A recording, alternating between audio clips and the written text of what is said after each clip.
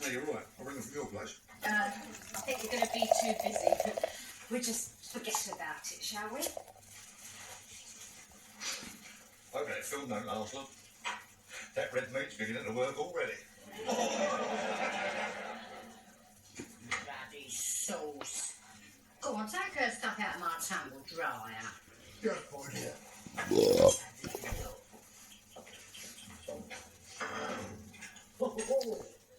Cool. Then why don't you wear something like this? Yeah. Neil, this one's got Tuesday on it. What happens on Tuesday? Well, they make a whole sit like that one.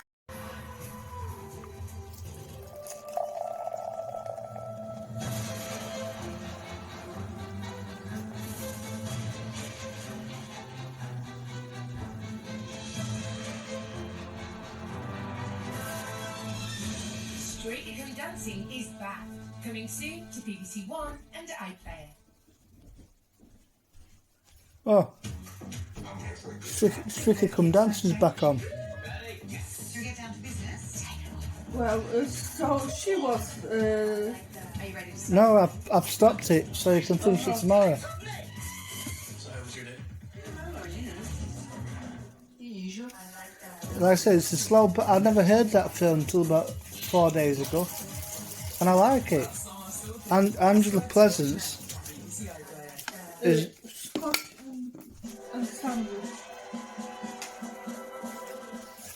But they're just not answering. I'm tagging them in it. They are not responding. Tesco's. It's not a club card anymore. And they up there is 11:45. They can go and fuck. Morrison's are going back in stock now because they had it off their website for a while, but they're charging 12 quid. At the moment, the cheapest is Sainsbury's, 2 for 22.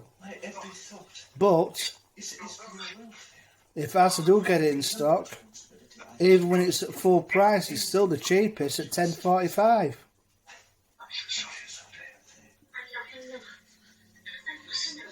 But I don't understand how they're being stated on the website, but there's no sign of the fridge packs in the Asda stores. Which I shall endeavour to source it from the cheapest. At the moment it's Sainsbury's, but I'm hoping it's going to be Asda.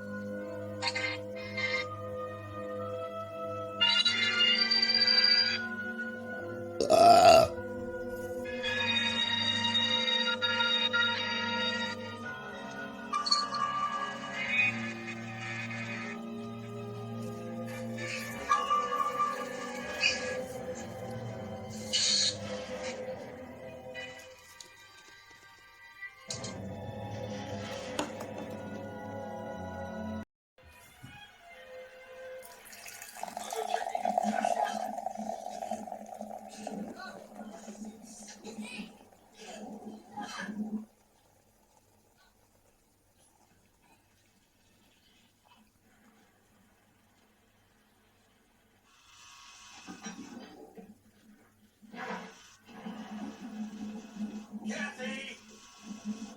Go downstairs and let your Aunt Helena in, and don't tell her anything about this, okay? We have to show attention. Now. Come on. Go on. Go and be polite.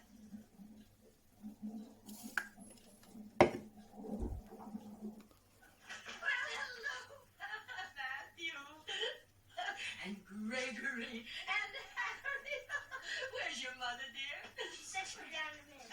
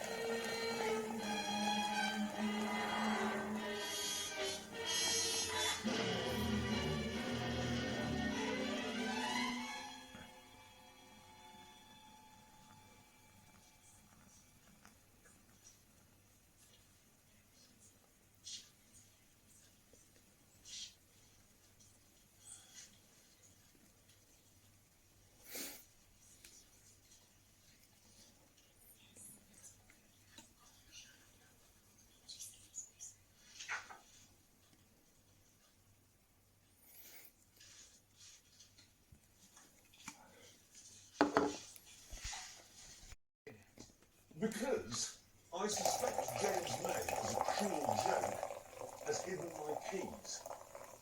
Actually, no. I suspect you've effectively hidden your keys because I suspect that's them there. Look. You left them on the roof. And while I'm here, isn't there a sunroof on this car? Yes, yeah.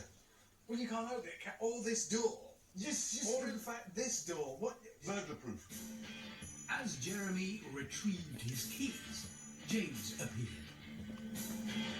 He hasn't got any idea of rapping, has he? Come on. It's a bit annual, mate.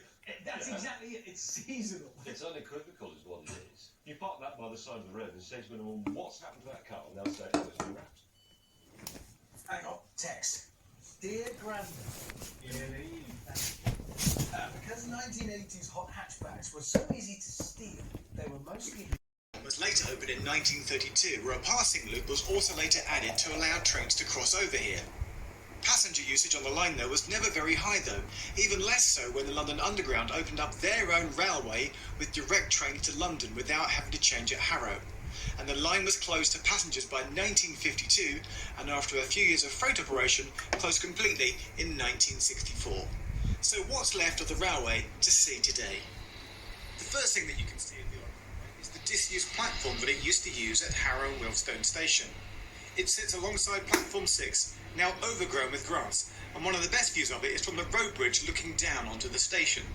And then you head off on the 2-mile walk to Stanmore, on a path that's officially known as the Belmont Trail, although the first section isn't walkable at all, what with it being an industrial estate and a housing area.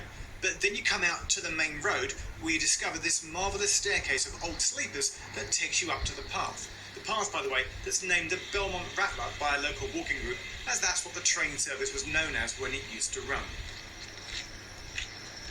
As you would expect for an old railway, the path is flat, but slightly curves.